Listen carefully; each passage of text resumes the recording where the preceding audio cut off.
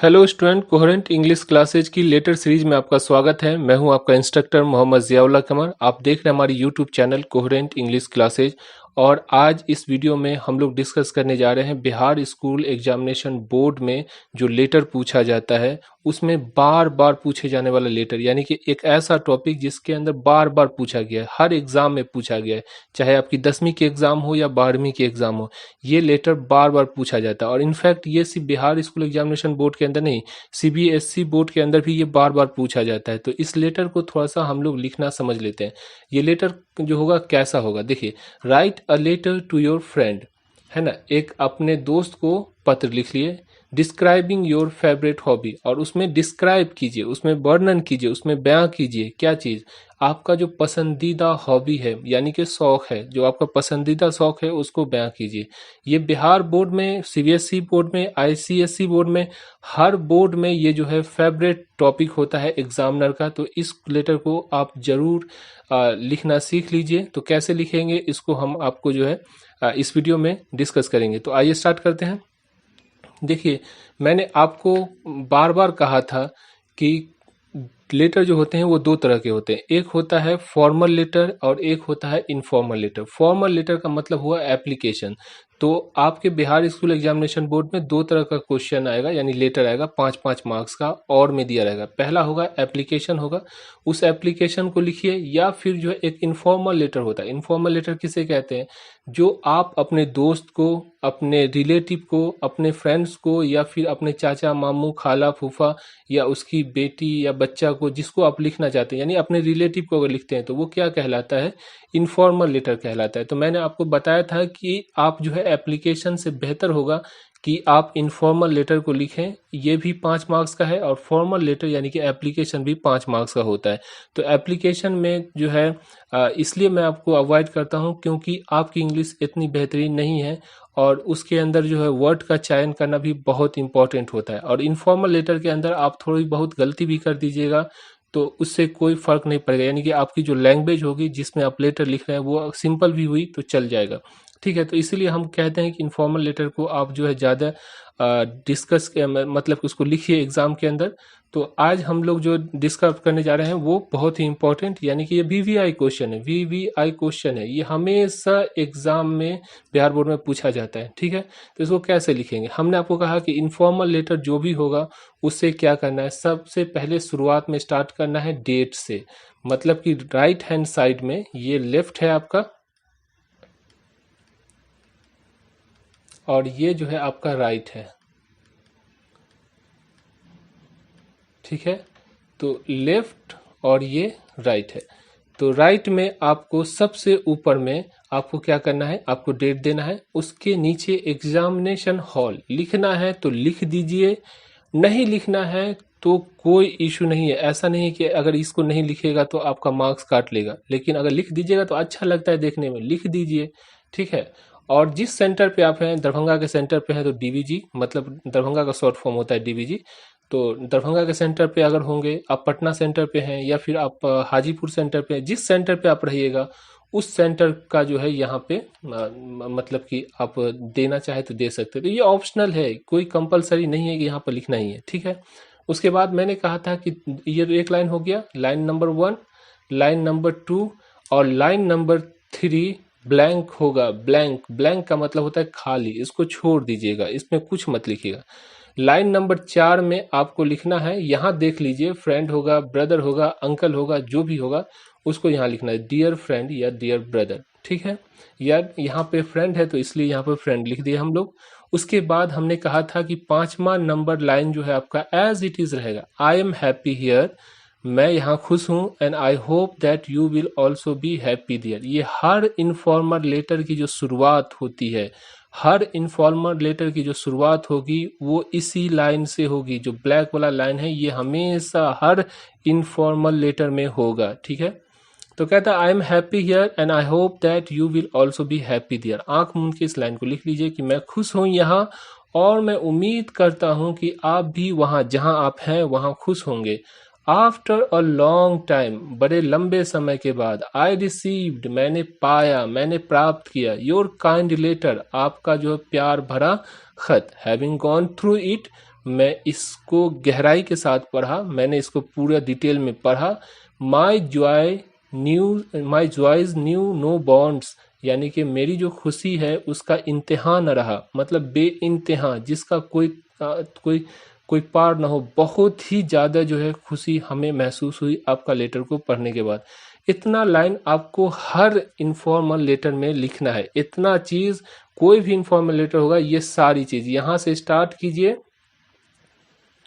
और आप जो है इसको लिख लीजिए, इसको याद कर लीजिए, समझे? इतना तो आपको करना ही पड़ेगा। करने के बाद आप करना क्या है, आप करना ये है कि क्या है, डिस्क्राइब कीजिए, वर्णन कीजिए आपका जो फेवरेट हॉबी है, यानी आपकी जो पसंदीदा जो हॉबी है उसके बारे में आपको 2, 3, 4 लाइन, आए तब भी सही, नहीं आए तब भी सही, बीच में जो चाहे घुसा दीजिए, लेकिन घुसाइए। आपको हम फिर से कह रहे हैं, ये लाइन जो होगा यहाँ पे आपको जो भी मर्जी है, यहाँ पे 3 से 4 लाइन आपको अपनी मर्जी से डालना है इसके रिलेटेड, फेवरेट हॉबी के रिलेटेड। ठीक है, तो इसको क्या डालिएगा फिर पहले हम लोग बताते हैं, उसके बाद फिर हम कहेंगे क्यों ये 4 लाइन डालना पड़ेगा। ठीक है, तो आप अपने हॉबी के हिसाब से जो है, जो आपका हॉबी है उसके हिसाब से 4 लाइन लिख दीजिए। क्या लिखिएगा देखिए, वो भी हम बता देते हैं। देखिए क्या लिखा हुआ है, इन योर लास्ट लेटर, आपके जो पिछले वाले जो खत थे, you had ask me to share my favourite hobby, आपने कहा था कि मैं अपना जो फेवरेट हॉबी है, मतलब मेरा जो पसंद है, मेरा जो पसंदीदा शौक है, मैं शेयर करूं आपके साथ। मतलब तुमने कहा था मुझे कि तुम अपना जो, यानी कि जो मेरा जो पसंदीदा शौक है उसको मैं तुम्हारे साथ शेयर करूं, मतलब तुम्हारे साथ बांटूं कि क्या है जो मेरा पसंदीदा शौक है।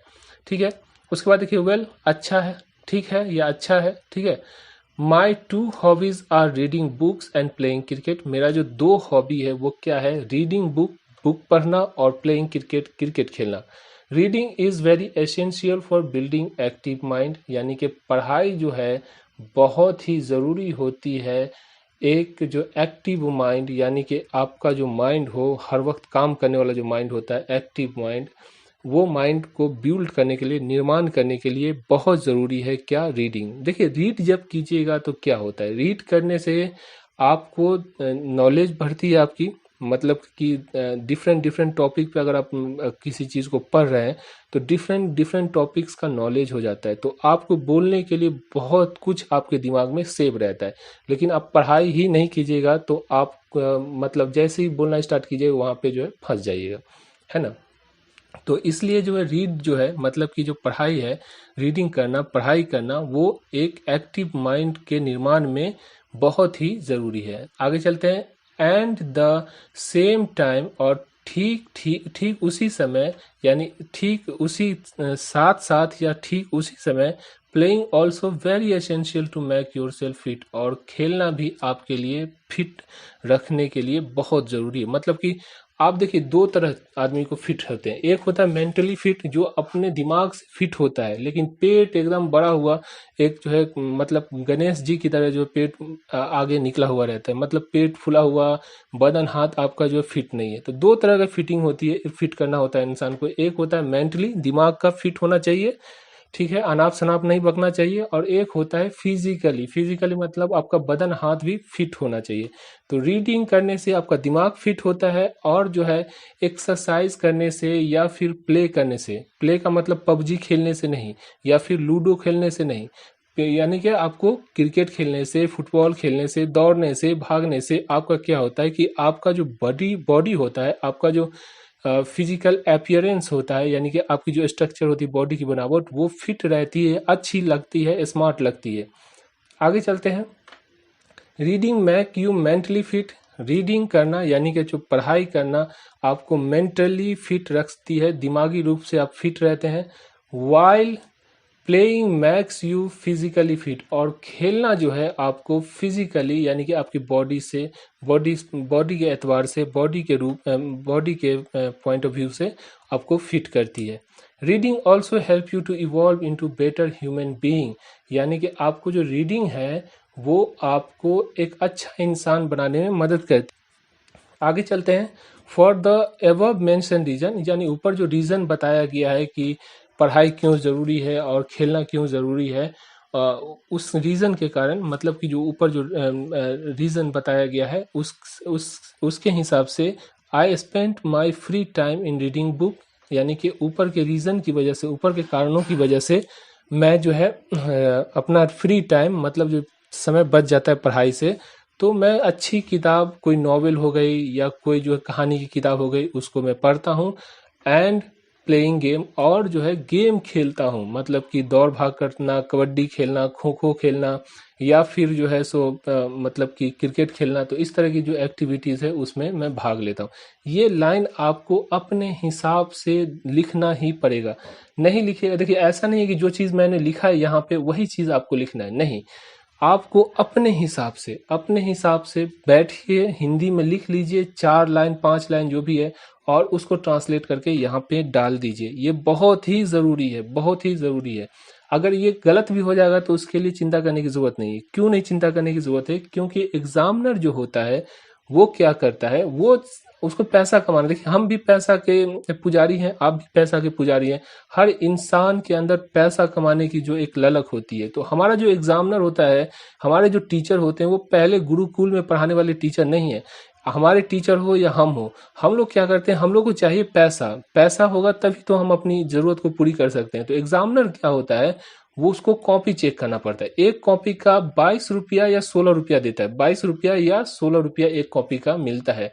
अब अभी हमको रेट का पता नहीं है, तो ये 16 रुपया या 22 रुपया, मान लिया 22 रुपया या 25 रुपया मान लिया, एक कॉपी का हुआ। अब अगर एक एग्जामिनर सही से कॉपी चेक करे तो एक 10 मिनट में या 20 मिनट में एक कॉपी चेक करेगा। 10 मिनट में एक कॉपी चेक हुआ, अब 1 घंटे में 6 कॉपी चेक हुआ, तो 8 घंटे में 48 कॉपी, है ना, 48 यानी कि 50 कॉपी चेक करेगा।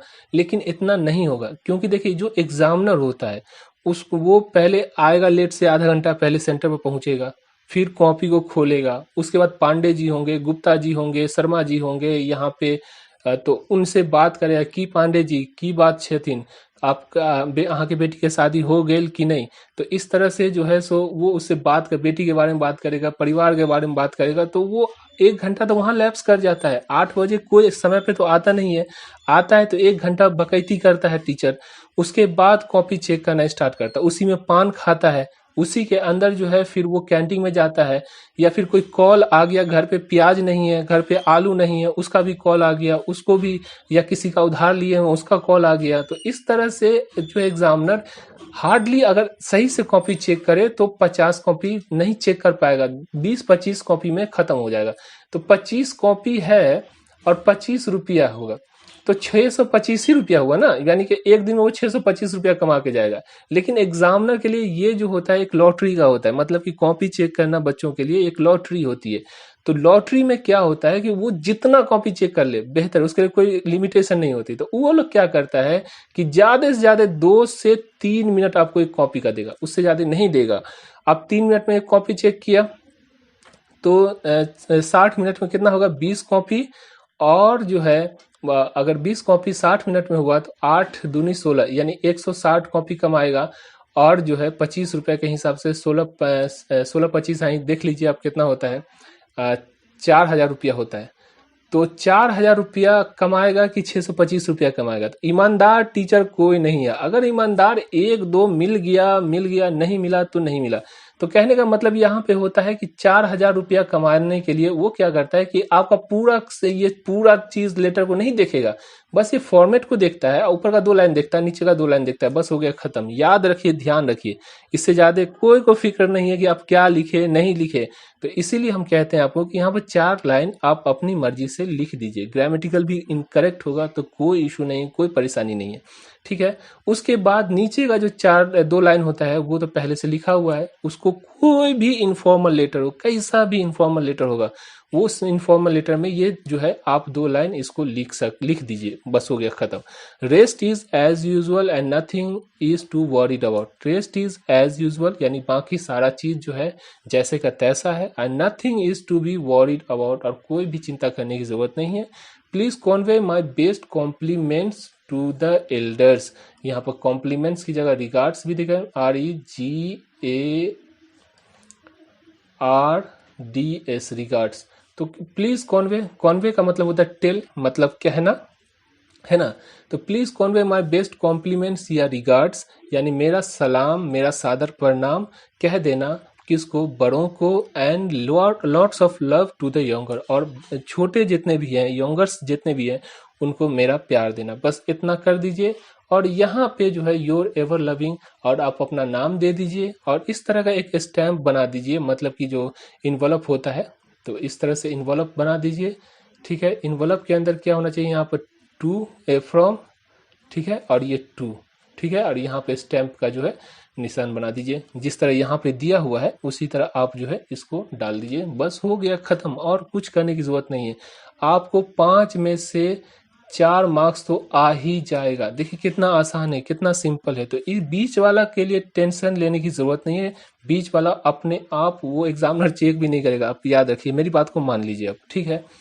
तो इस तरह से हमने जो है पहला लेटर जो कि एग्जाम में बार बार पूछता है उसको हमने डिस्क्राइब किया। कैसा लगा आपको, आप जो है इस वीडियो के अंदर कमेंट करके जरूर बताइए।